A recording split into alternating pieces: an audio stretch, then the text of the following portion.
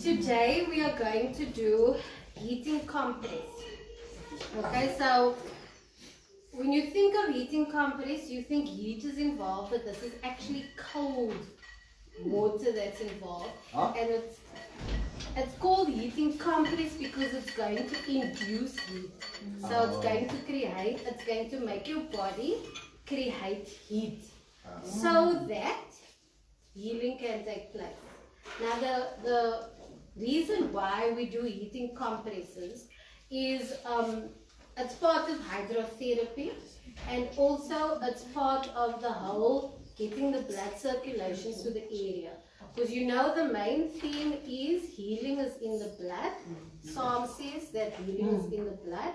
So we also need to get our nutrients, our white blood cells, which is our antibodies, our red blood cells, which is filled with oxygen, because we know oxygen also heals, and then the nutrients is, you know, what the rest of the blood is made up of. We need to get it to the area, whichever area we are going to focus on. So today we are going to focus on the neck, but you can use a heating compress in different areas of the body, depending on what the problem is. So for example, if you put it around your neck, you would use it for problems like tonsillitis, inflammation, laryngitis, and even earache. So anything to do with the throat, the soreness of the throat, the voice, whatever issues those are, or maybe the face, like maybe even toothache or something, and earache. You would use the neck heating compress. Okay, then you can use it for your chest. Now the chest would be issues like cough, whether it's whooping cough, normal phlegm, infection in the chest, all chest related issues. Doesn't have to be a cough, but whether it's infection or whatever the case may be, all those issues you would then use a heating compress on the chest. And the aim is to break up the phlegm, to draw out the infection and so forth. And then you can use it on your abdomen. This is for problems like hepatitis, constipation, insomnia, intestine problems. So whatever's happening, gut problems, whatever's happening in your stomach, and remember your gut feeds the rest of your body.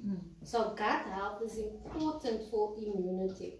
Okay? So you can use it on your abdomen area as well, whether it's period cramps or any of those kind of kidney problems, stomach issues, reflux, acid reflux, hernias, all those things. Bladder problems, you can use it on there, and then obviously you can use it on your joints as well.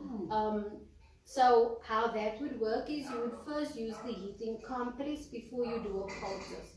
Now this, as I mentioned, is to get the blood into the area, okay, so that healing can take place, because it's flushing the old blood away with all the problems and so forth and infection, and it's bringing the new blood, because you need the new blood to fight whatever's happening. So once you've now gotten the whole heating compress system going, after that you would then use another compress in place. So for example, if you have an earache, you would first use the heating compress, and after that you would use the onion. So remember in the first aid kit workshop, we covered where the onion, if you heat it, the onion juice you squeeze out and you make a compress or poultice, and you put it on the ear or in the ear. So then you would do that also. So this works in conjunction with poultices. Okay, so it's to activate the area, and then you use the poultice to get the healing process further. See, so then with the ear, you would then first do the compress, and then you would use the oil, the onion juice, make a poultice, and then put it where the compress was, and you would close it up like you did the compress. The same thing with the chest, abdomen, and joints. If it's the chest, you would then put an onion poultice on, like we discussed previously. You can also, and whatever other things you use for the chest issues, like you can even use rosemary or oregano, because those are also herbs that help with respiratory problems. So then if you have joint pains, you would first use this compress, the heating compress, just to get the blood to the area, and then you can use your potato or your ginger, and you can also use cabbage. So I never mentioned cabbage before, but cabbage also helps with joints. You can take the cabbage leaf, just bruise it a little so that the active ingredients can come out, and then you wrap it over the area and you put the cloth and everything over, or you can mash it up and make a poultice and then put it over the area as well. That is if you don't have the ginger, because I know ginger is also a bit How long must the first poultice be on your chest wound? Okay, so I'm going to get to that now when I do the actual. So just repeat that, Cindy. If you mash the cabbage, what do you do? So then you do like the normal poultice process. Yes. So the mashed cabbage you will put in the poultice, and then you would put it over the area with cling wrap or whatever. But remember, those poultices, it's better to use a sanitary towel or a Panty liner. yeah, a panty liner or a nappy or something, you know, because it will keep all the content there and it will prevent it from leaking and spilling and whatever. So unfortunately with the heating compress you can't use those. So you need to use a cloth, but it's the same concept. So heating compress, you would need a cloth. The size will depend on the area you are covering. Okay. So what you can also, so normally you would put this on for a few hours or until it's warm, and then you would substitute with your other compress or poultice. So you need cold water firstly. Okay, it needs to be cold water, because this is going to invigorate the area, because coldness causes a rush of blood to the area because now it's cold, and you know, because they also say when you are sick or something, or to stay healthy, you need to do contrast showers. And that is where you have your normal shower, hot shower and whatever to wash yourself, and then afterwards you put it on cold and you just splash yourself for a few seconds just to get the blood going, because as you know, when it's cold then there's a rush of blood to that area that will then invigorate your body and keep your immune system healthy, because it's constantly now renewing your body with the clean blood. Okay, so the cold water needs to be as cold as possible. The person you are using, or that you who is sick or has the ailment, they need to be in a warm room. There mustn't be any drafts or anything, because there mustn't be anything that is going to counteract what you are doing. Also, the problem is with older people, they are very cold. So if they're not able to have their body regenerate heat, you need to warm them up first. So for example, here, Mark, can you move here please? For example, with Margie, we're going to do our demonstration on her today. No, sir. We put a towel around the neck to keep the area warm. So you need to preheat the area if they are not young and lively and so you need to warm them up first so that the area is sufficiently warm, because it needs to be warm so that you can put, like the showers, your hot shower and then cold. So it needs to be warm so that you can put the cold compression over it to invigorate the heat. That is the whole concept behind it, to get the blood there. So she has been warming for about 5 minutes now, and just keep it there, so. And then while she's warming, we are going to soak this in the cold water. It's cold. Then you're going to need a safety pin to pin it, because this is not easily usable like a pad or panty liner or something. And then you're going to use some cling wrap, and you will put that over, and then you will wrap it with a cloth. Okay, the cloth needs to be slightly thick so that you can cover the area sufficiently. So always remember, whatever area you are working on, your cloth needs to be as big as possible to cover the area sufficiently, because no coldness or draft or heat or anything must get in there.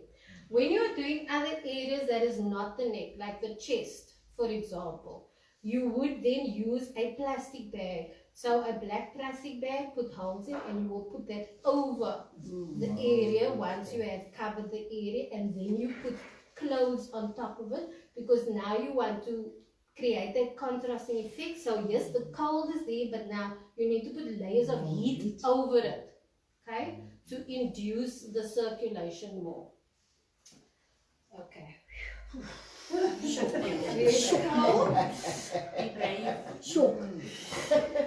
then we would rinse this out to get as much water out as possible. Yeah, just a little, just a little. Okay. And then you would, it's not leaching. So okay, you would close the neck, and then you would use a safety pin to pin the neck, because it must be securely tight. There mustn't be area for wind or anything. Then you would put the cling wrap on, so that there's no dripping.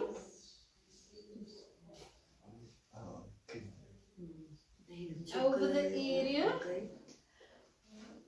and then you would put the cloth over the area.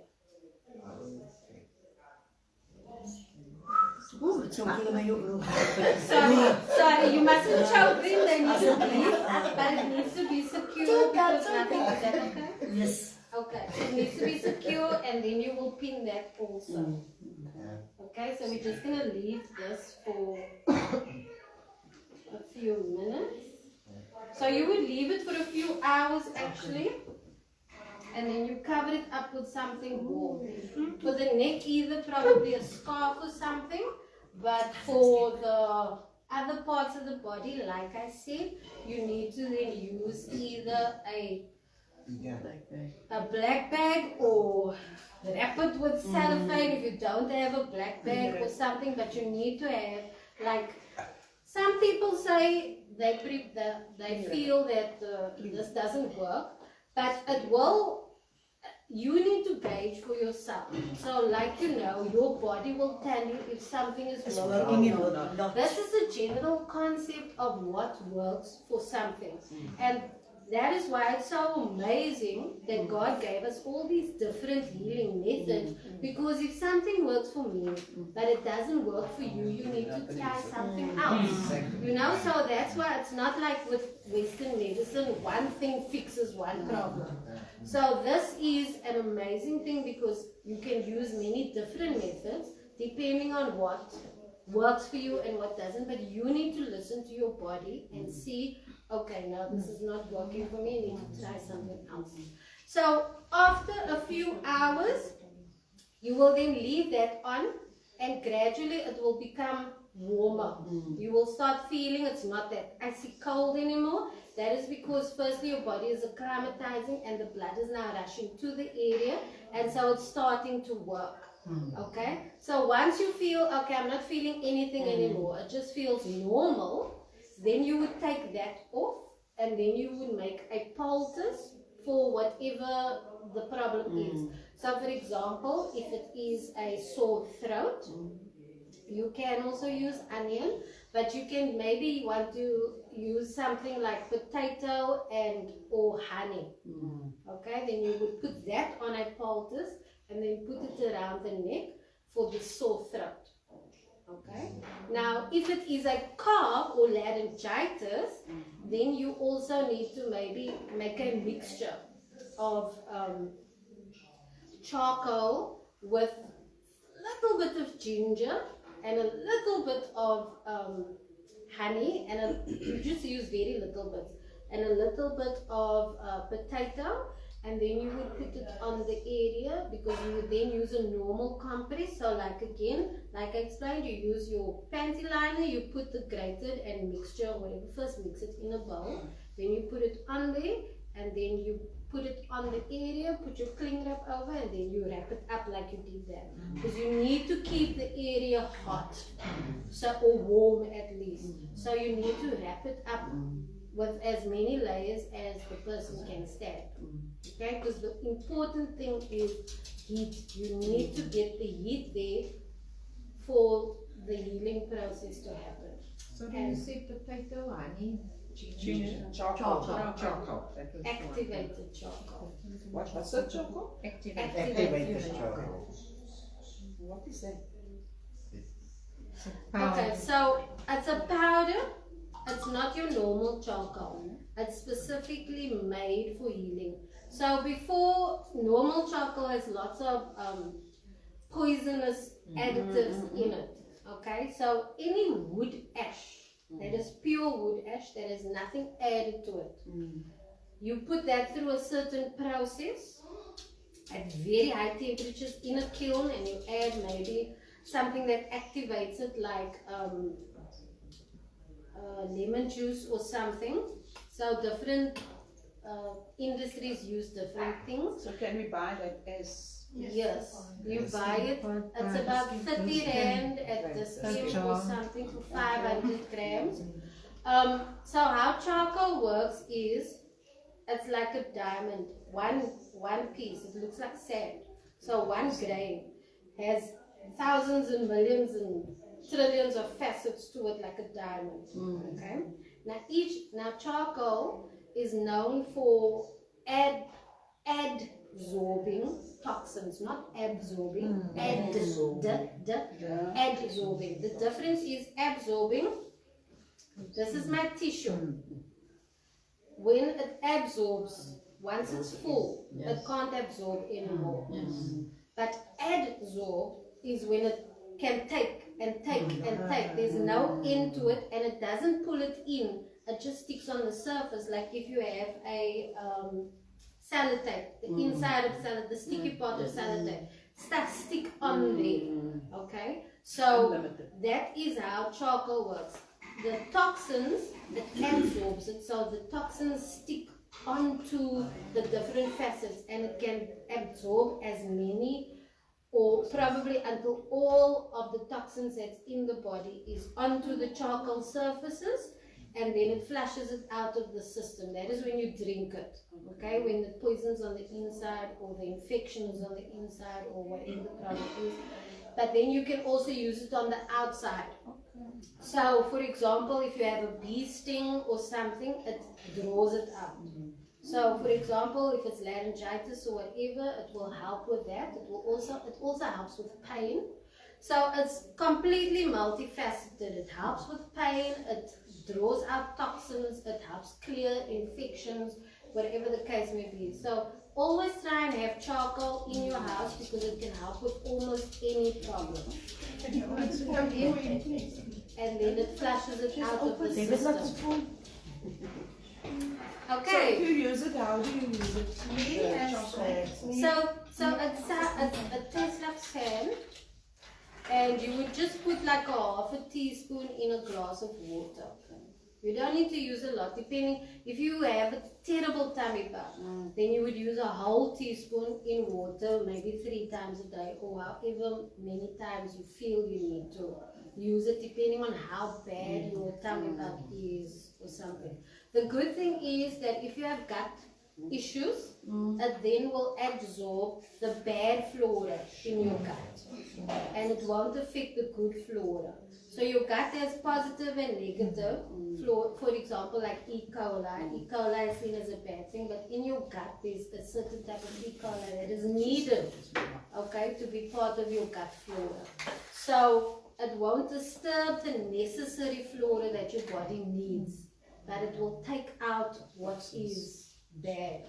So it's negatively charged, and it will only absorb the negative things in the body. That is how charcoal works. So if you are using it for a bee sting, or a snake bite, or a cut, or any abrasion, you would make a little poultice, you mix it Preferably, if you have flaxseed or linseed, crush it and mix it with that. It makes it easier to use. The linseed also adds to the healing process because it has healing properties as well. And then you would use 1 part charcoal, 1 part crushed linseed, and then 1 part water. Okay, so it must, or depending on the thickness, maybe just use a little more water and then you mix it into a paste and then you put it on the area. You can also keep it in a Ziploc bag and keep it in the fridge for emergencies should you need it. And then you will cover it with the whole poultice process. Okay, any other questions? So is that with the linseed and flaxseed? Sorry. Flaxseed is linseed. It was the same flax. Oh, great. It's just called different things. With cabbage, they also use it for engorged breast. Yes, and breast milk problems. Yes. So cabbage can be used for, like if you have sore nipples when you're breastfeeding, or if you're having problems with drawing of the milk. So it also induces milk flow. And then also if you're having problems in your breast area, like Mary said, if it's engorged or you're having like not a tumor but maybe a cyst or something, it also helps with breast problems. My mother-in-law was complaining about nipples and breast, but she's 94. Can a person use it for that age? Yes. When you take it off, it smells awful. That's why people don't eat cabbage food. I don't like the smell, but I love it. Because it's drawing out whatever's causing the infection. So just like with arthritis or something, or aching knees. So this is what I was going to cover in our session last week with the gardening problems. Normally you will have achy knees or achy elbows from working in the garden. So then the quickest thing to do is just put a leaf, cabbage leaf over it and wrap it. That then draws out whatever's causing the pain and it then gives the nutrients back into the area. Because look, that is just mainly an inflammation due to movement. Okay, what you did. It's not like gout with arthritis that will need something else or stronger like the ginger, for example. So for light things like just pains from what you've been doing, use cabbage, and then also like Mary explained for breast issues and so forth, because it also draws out as well. Ik het like my breast. Hoe soms dit zo zwaar. Ik heb gegaan al allemaal die toetsen is niks. Maar het voelt net soms dit zo zwaar, dan voel het een beetje zeer binnen. Can you cabbage use? You can, but that's probably just hormones. So as you know, once your flux comes around, it normally is sensitive and very heavy and sore. That is just your body preparing itself for the next phase of maybe your period or whatever. It's also maybe an indication that something is happening with your hormones. It could be, so just look out for that. But normally it's just that type of thing. If you do have problems, then just try that and it should help if it's not a period problem. But if we also pick up weight, you pick up a lot in your breast. And then if you lose your neck breast area. So it could be a lot of things. But try it. Yes, try it. Also, what you can use is castor oil. Castor oil also draws out and breaks down like tumors and cysts and lumps, any type of lump or any type of thing like that in the skin. Also helps with IBS and irritable bowel syndrome and what is that? Fallopian. No, we have a hole in your stomach. Ulcer? Ulcers. Yeah, ulcers or hernias or something. You can also use that. It then will heal from the outside in. Because castor oil is also amazing, has amazing healing properties. You also just make a poultice and you put it on the area, and then you need to keep it on the area for as long as the problem is there. So it can last up to months, and you just wear it 24/7. You can always just top the castor oil up. But always try and keep it on constantly until the problem you see is busy going away. En even castor oil, my sien het gekap by 'n draad in hulle sny. Dus ek het castor oil en iemand het my gesê kom ek dan. Dus ek het net so aansmeek het dan die niks dan is hy hele ding is droog. Okay. Yes. En dit was diep van die wat het Okay. gesê. Die niks dan is ook droog. Yeah, castor oil can also be used for cuts, abrasions, and so forth. It has omega-3 in it also in a certain form, and it really helps with skin healing as well. So it also helps with aging. So if you want to look younger and replenish your collagen, it helps with collagen boosting. Use castor oil on your skin as well. So you say makeup alters, what do you do with the oil? With what do you mix it? Or do you just put it on the cloth? On the Yeah, so if you're going to use a panty liner, which is best, you just pour it on. You just pour it on, and then you put it on the Okay. Pour it on as thick as possible, but not too messy. Yeah. Okay. So the next session that we're going to do is we're going to use a diabetic foot bath. Okay, and then I'll speak about that also, and then you can see how to use that. How's the neck? Is it cold or warm? It's getting there, it's getting there. Getting warm? Yes. Okay, so you will leave it on until it feels just normal, and that is how you do a heating compress. Okay, so when you don't have any medication, just use this method. It also helps to heal all those different problems that you have. And it will set the stage to put on the next poultice. Vandaag ga ik thuis zitten met mijn guinea-pig doen, maar ze lekker zeer. Here we go. Zeker als ik guinea-pig alles oefen ik even op. I found with the castor oil, my mom was constipated because she's got an obstruction in her liver. So I gave her, someone said to me, just use a tablespoon of castor oil. And Yes, so it now also gives every open day, bowel. Open bowels, yeah. And it flushes toxins out also. Whatever gut is in your area that's bulked up, it's flushing it out as well. Okay, that's it. Thank you. Right. That's awesome. Thank you.